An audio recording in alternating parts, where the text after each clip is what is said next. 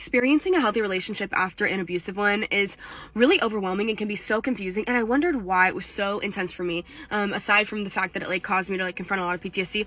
And I realize now it's because it really challenged every single aspect of my worldview, from an emotional perspective, from an intellectual perspective, all of these different ways that I've been conditioned to see the world, from my experiences, from emotional instinct to now what I expected, and also just intellectually what I have, the worldview I've developed because of my, some negative experiences, especially a lot of abuse from an abusive relationship.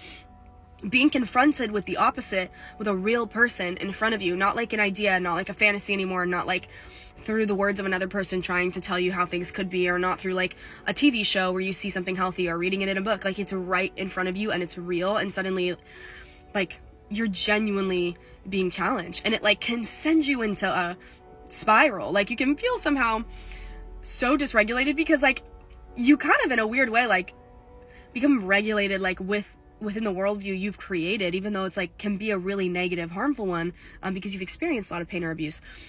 But you're regulated within that dysregulated idea, or what came from a dysregulated world and dysfunctional world and environment. And suddenly you're being confronted with something amazing and what you should have always had, but that's dysregulating in itself, because it's what the fuck, I feel found my place in the place of things that I should have never been in. And now it's being interrupted by what things should have always been, but it's still being interrupted and being interfered. And I don't know how to interact with this thing, because I've learned how to interact in this world. So this one's uncharted territory.